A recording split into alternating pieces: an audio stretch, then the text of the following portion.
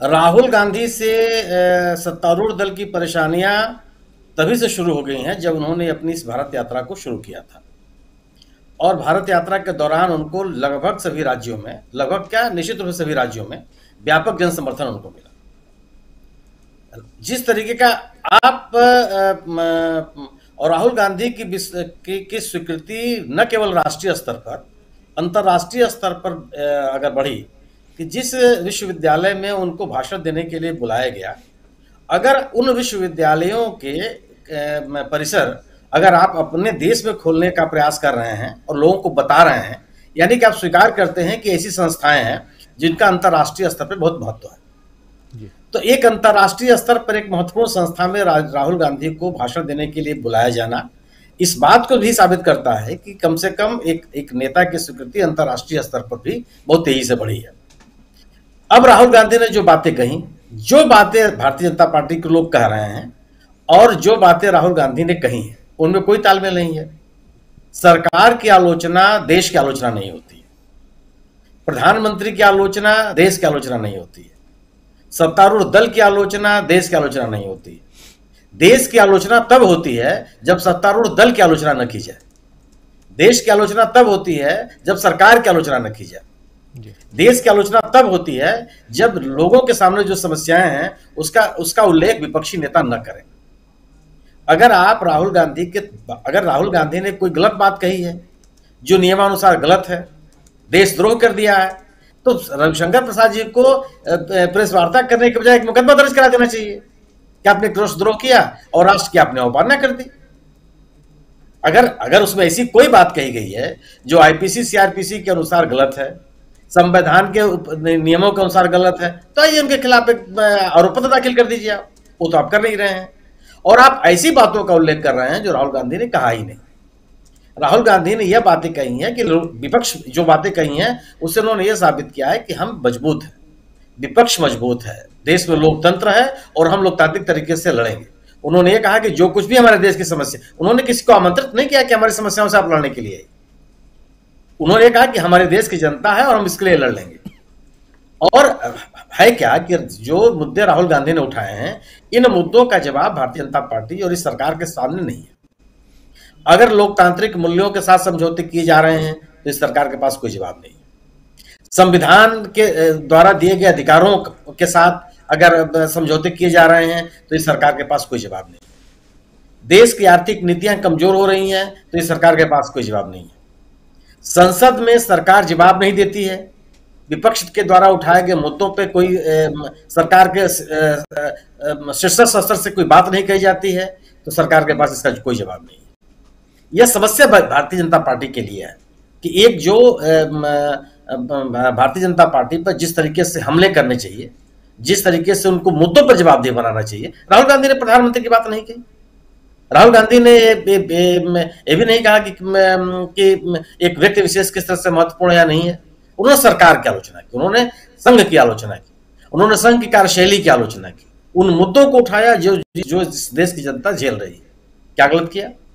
और अगर कोई विपक्ष का नेता इस बात की चर्चा नहीं करेगा तो कौन करेगा? और क्या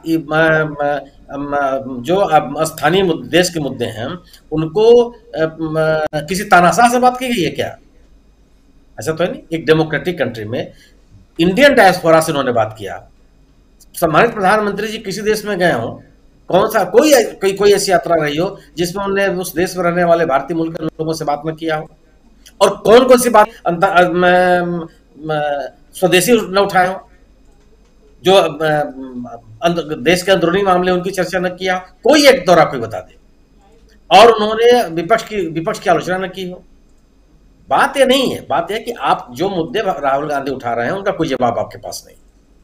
किसी भी तरह से आप उन चीजों का जवाब देने की स्थिति में नहीं है। आप नॉर्थ ईस्ट में आपने कह दिया कि शून्य बटा सन्नाटा, और आप कहां हैं?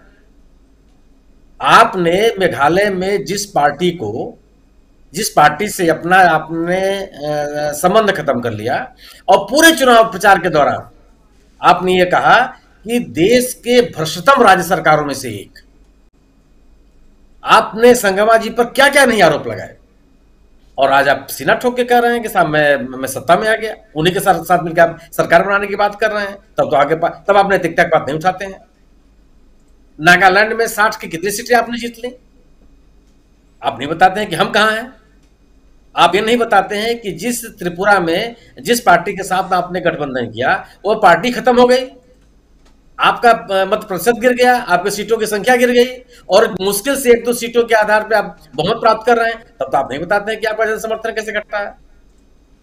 सवाल है कि आप ये 0 सन्नाटा कर रहे हैं, तो आप कहां पूरा आसमान आपके पास है? आप तो कहीं खड़ा होने की स्थिति में नहीं है। और जिस ताकत के साथ आपने प्रचार अभियान, क्या क्या नहीं कहा प्रचार अभियान के दौरान, आपके राजनीतिक नैतिकता की बात नहीं की जाएगी।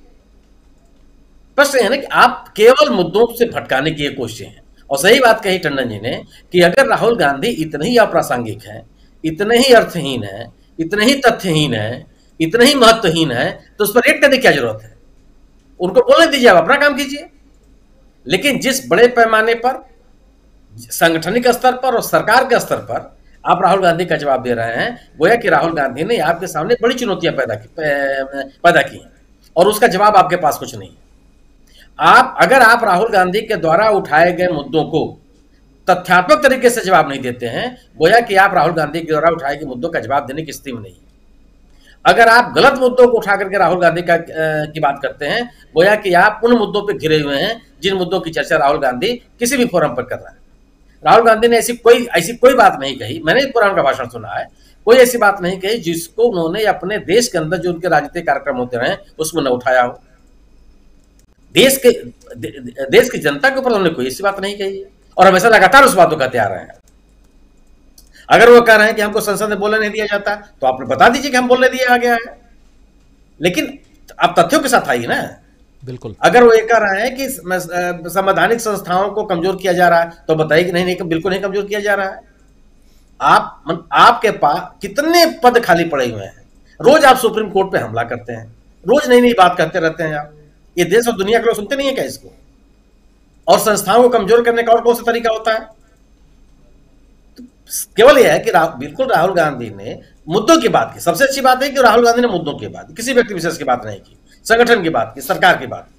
और यही समस्या इनके साथ है कि उसको व्यक्ति की लड़ाई नहीं बनने नहीं दे रहा है। व्यक्ति की लड़ाई बनाने के लिए भारतीय जनता पार्टी लगी हुई है। रविशंकर प्रसाद जी ने अपने प्रेस जो आपने क्लिपिंग सुनाई और उसके पहले ही मैंने उनको सुन रहा था, कम से कम हर दो वाक्य के बाद वो प्रधानमंत्री जी की बात करते हैं कि हमारे देश के प्रधानमंत्री हैं। भैया रविशंकर प्रसाद जी आपके प्रधानमंत्री थोड़े हैं, हमारे प्रधानमंत्री जी पर अनर्गल बातें की गई। कौन सी अनर्गल बात की गई? अगर देश के संसद में विपक्ष ने अडानी साहब की बातों को उठाया और यह आरोप लगाया कि ऐसे एक उद्योगपति को सरकार ने बढ़ावा दिया, प्रोत्साहन दिया, संरक्षण दिया, जो नियमों को, कानूनों को मानने के लिए तैयार नहीं है, जो नियामक संस्थाएं हैं उसके प्रति आंखें मुद्दे पड़ी हुई हैं, तो इसका जवाब कौन देगा? और इसका जवाब क्यों नहीं दिया जाना चाहिए? अगर इस देश के सामान्य निवेशकों के आर्थिक हितों के साथ मजाक किया जा रहा है, तो इसका जवाब कौन देगा? और इन मुद्दों को अगर विपक्ष उठाएगा तो अगर आप इसका जवाब नहीं देंगे तो क्या संस्थाओं को कमजोर करना नहीं है? कुल समस्या जो भी सत्तारूढ़ दल के सामने यही है कि जो मुद्दे राहुल गांधी उठा रहे हैं, इन मुद्दों का जवाब सत्तारूढ़ दल के पास नहीं है और यही उनकी प्रमुख चुनौती है। और जिस क्रेडिबल तरीके से अपनी यात्रा के माध्यम से, हालांकि आप लोग कहते हैं कि यात्रा के बाद बहुत मैच्योर हो गए, मैं निजी तौर पर राहुल गांधी को जब से मैं जानता हूं और जब से इनको पार्लियामेंट में मैंने बोलते हुए सुना है, मैं कभी भी अगंभीर नेता नहीं मानता। मेरी निजी धारणा ये रही। मैंने अमेठी में इस व्यक्ति को चुनाव प्रचार करते हुए देखा हूं और लोकसभा में कई बार बोलते हुए सुना हूं, खुद मौजूद रहकर। मैं तो कभी भी इस व्यक्ति को गंभीर नहीं माना, लेकिन ठीक है बनने लगा कि इस भारत यात्रा के बाद और मैच्योर हो गए। कभी भी मैं इमेच्योर तरीके से बात करते हुए और अतार्किक तरीके से बात करते हुए मैंने कभी राहुल गांधी को देखा नहीं। कि ठीक है, हर आदमी समय के साथ सीखता है और उसकी मैच्योरिटी बढ़ती है। राहुल गांधी ने हर मुद्दे को तथ्यात्मक तरीके से उठाया और मुद्दों को ही उठाना ये सरकार के सामने बात गंभीर है, क्योंकि सरकार मुद्दों का जवाब, इस सरकार के पास मुद्दों का जवाब नहीं है। इस सरकार के पास इस देश की गिरती हुई अर्थव्यवस्था का जवाब नहीं, इस सरकार के पास बढ़ती हुई महंगाई का जवाब नहीं, इस सरकार के पास संविधान के साथ हो रहे मजाक का कोई जवाब नहीं, इस सरकार के पास लोगों के सामने जो बेरोजगारी का संकट है उसका कोई जवाब नहीं। और इस जवाब न देने की स्थिति में ही ये व्यक्तिगत हमले किए जा रहे हैं राहुल गांधी के ऊपर, जो भारतीय जनता पार्टी की रीति नीति की शैली है। व्यक्तिगत हमला करो और अविश्वसनीय बनाने की प्रयास करो। जी जी बिल्कुल बिल्कुल।